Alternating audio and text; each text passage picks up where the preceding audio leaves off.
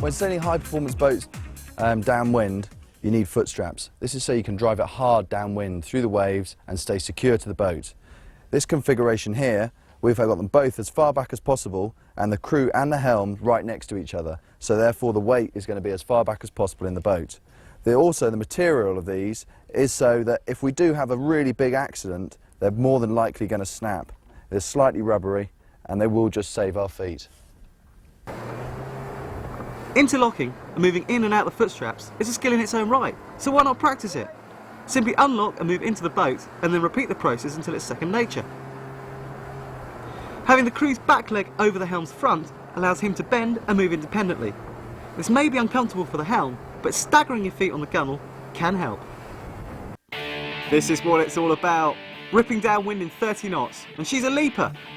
In these conditions it's safety first, with kite trimming becoming the first line of defence from the dreaded nosedive.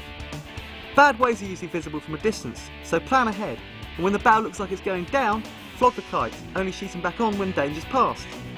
This panic button will lift the bow and slow the boat. However, it does load the tip of the mast up when you shoot back on, so use the main sheet as a backstay to keep the mast in the boat.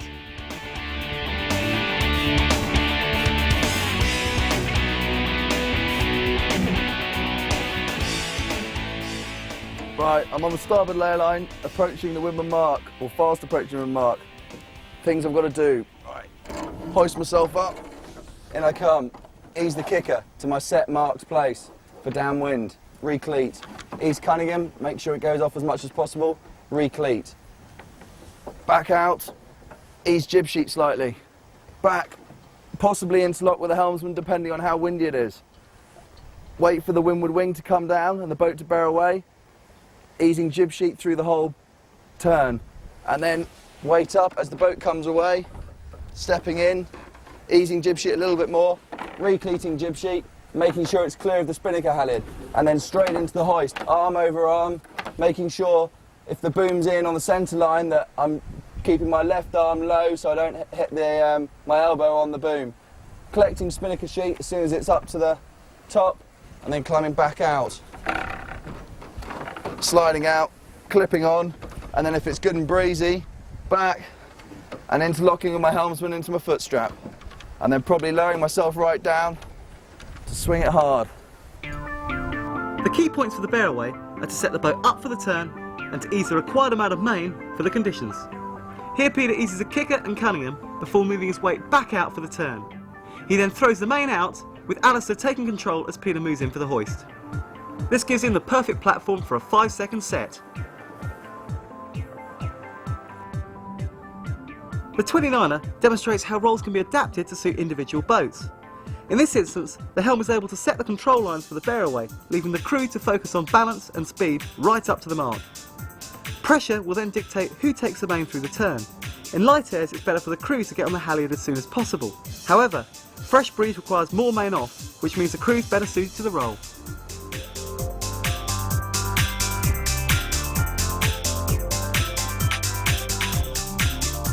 Here Peter's easing the main sheet until he feels the pressure in the sail drop. He then moves off the wire, holding the sheet out for Alistair to grab.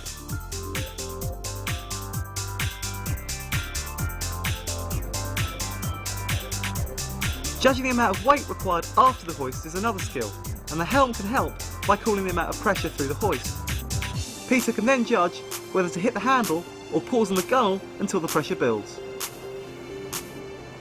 Back on the shore, Peter uses the 800 to demonstrate two different positions for hoisting the kite.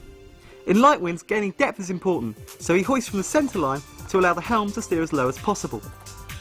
Once the halliard hits the top, he reaches for the sheet and gets his weight forward through the gap in the lowers.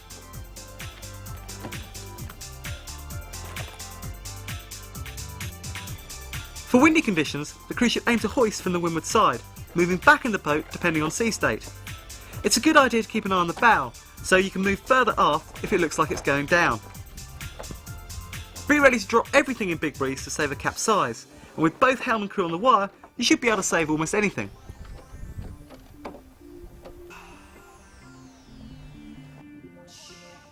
Setting up for the turn in fresh breeze is about getting our outboard working for us.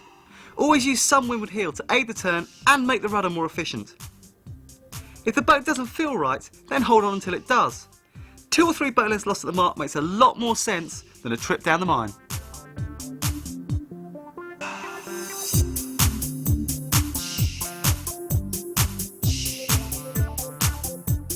Kite halyard take-up system. 20mm block that the kite halyard runs through, 4mm piece of elastic, 20mm block on the back securing it. Then it runs the length of the boat, through the bullseye on the centre of the boat, through under the control lines, all the way through up to here onto the halyard pole launch block. And it's just secured there. This basically ensures that when you pull the kite out, the pole goes forward, this block comes back, the required amount of slack is then put into the kite halyard so the downhaul doesn't foul up the spinnaker, and vice versa. When the pole comes back in, the kite halyard just has the required amount of slack taken out of it, so it's neat and tidy in the boat, and it's just taut up the mast. In order to stop your boom ever breaking, it's essential that you actually put a stopper knot in the main sheet.